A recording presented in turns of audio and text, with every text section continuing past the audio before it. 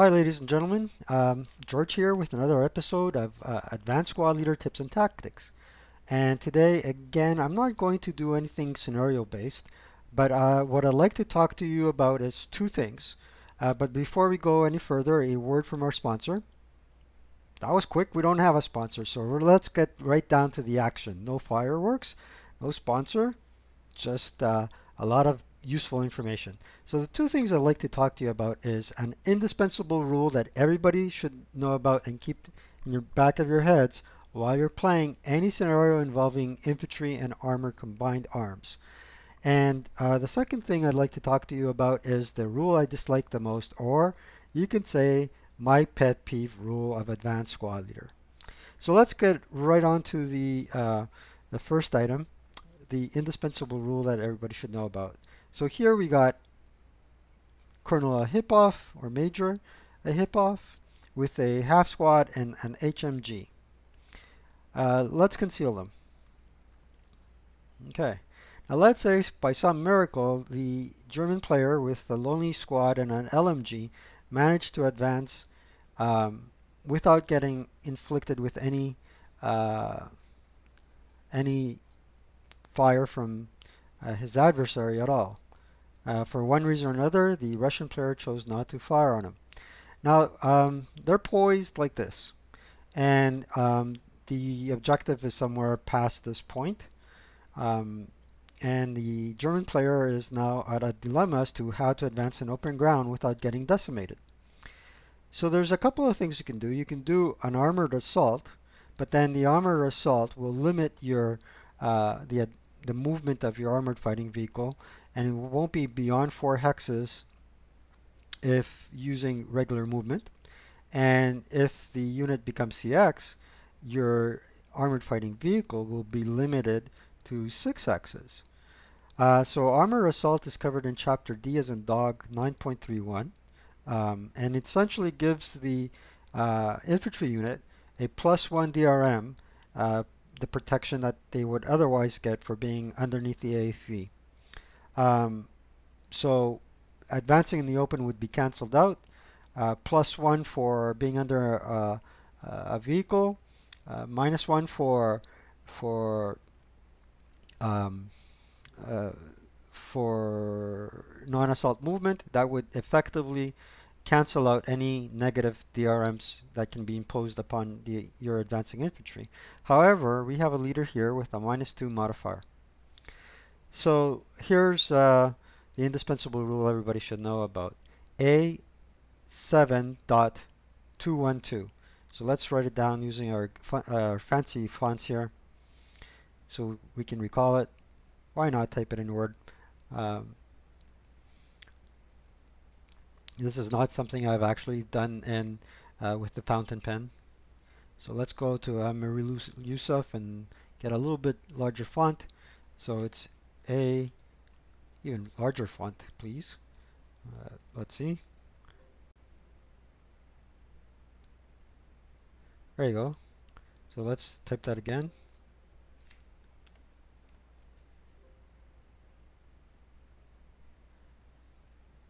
All right, here we go.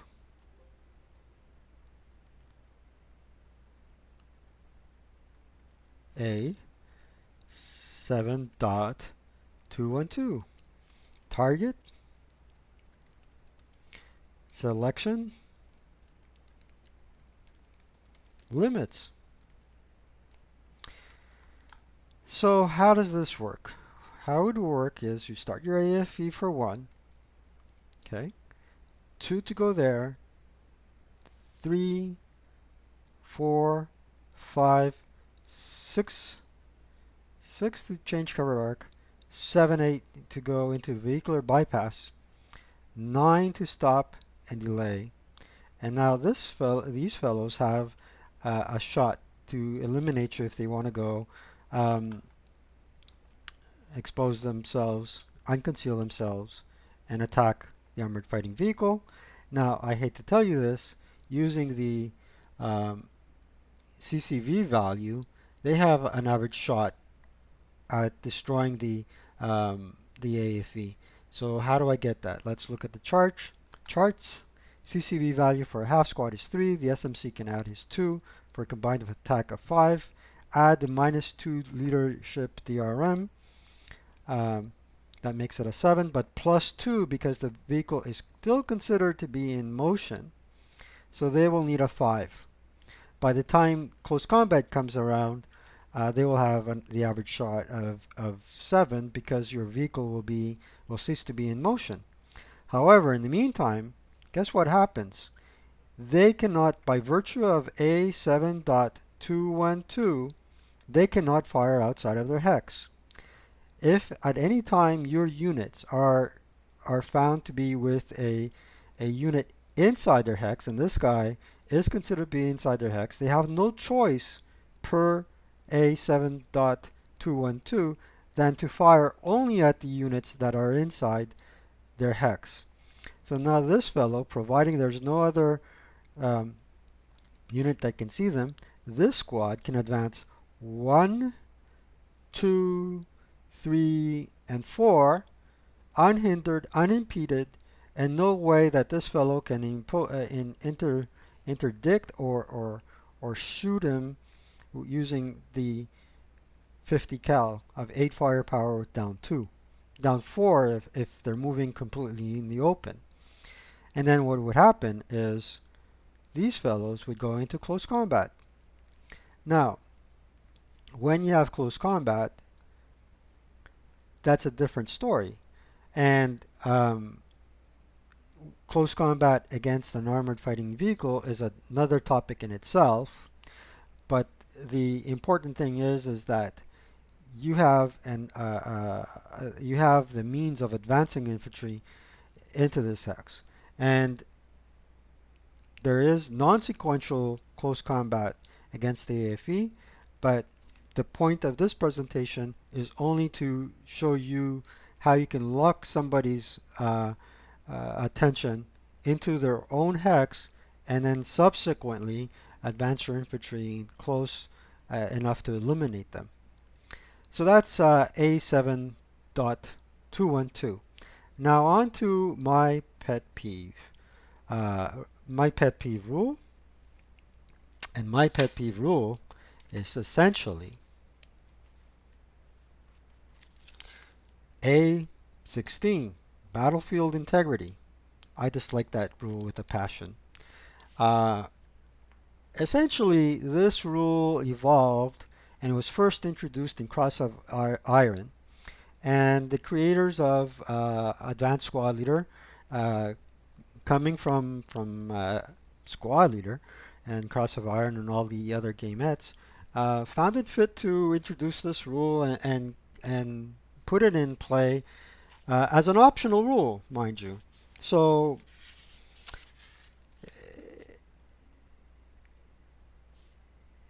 it's prefaced with a nice paragraph. In recognition that even simple record keeping is offensive to many, this rule is considered optional.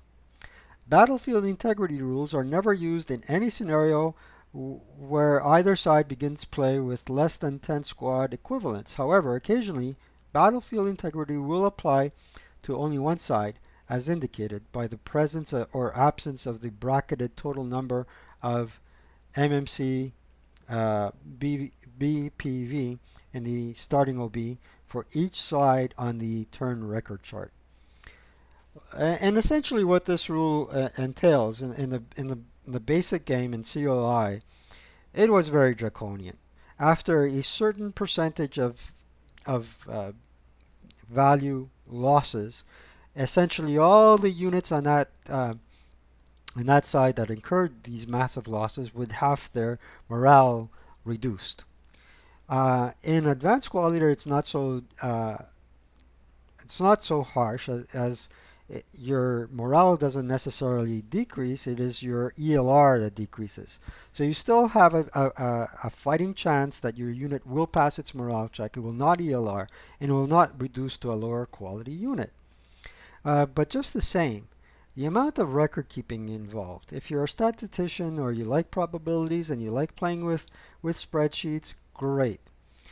But let's face it, if you are playing an average scenario of 7 turns, which roughly translates into 14 minutes of actual time, why spend days record keeping and playing with this arduous rule? Squad leader is already as complicated as it can get, and to for good reasons. So that is my pet peeve rule. Battlefield integrity equals BS, right? We don't need it. And from a realistic point of view, um, let's take the Pacific Theater of Operations. How many instances have you had where a soldier stuck to his post and executed a lot of destruction against the enemy because they were not cognizant of what was going on around them? For all they knew, all they could see is the enemy charging at their position, and they didn't know that their buddies were either retreating or dead. And they stuck to their post and and fought. Now, that rule, battlefield integrity, completely discounts acts of valor and bravery of this nature. And that's why I don't want to play with battlefield integrity. Now, if you dislike battlefield integrity, go ahead and like this scenario. Okay, I like this video, not the scenario. I don't have a scenario to present to you. And that's basically it. That's all I want to rant about to you today. I can also tell you about upcoming projects. So um, Dennis and I have been playing a scenario called Le Manoir, and it's a very great, good scenario. Apparently, we've made some mistakes, so I want to play it at least one more time before I can give you my tips and tricks with respect to Le Manoir. Apparently, it has been uh, fav it favors the German player a lot, but both so far, Dennis and I both lost as the German player because essentially um, the American player outnumbers the German in terms of OB, in terms of actual units, but the um, American player is tasked with charging two heavy machine guns. And on a good right rip, you can, as the German player, can inflict a lot of damage on the advancing Americans.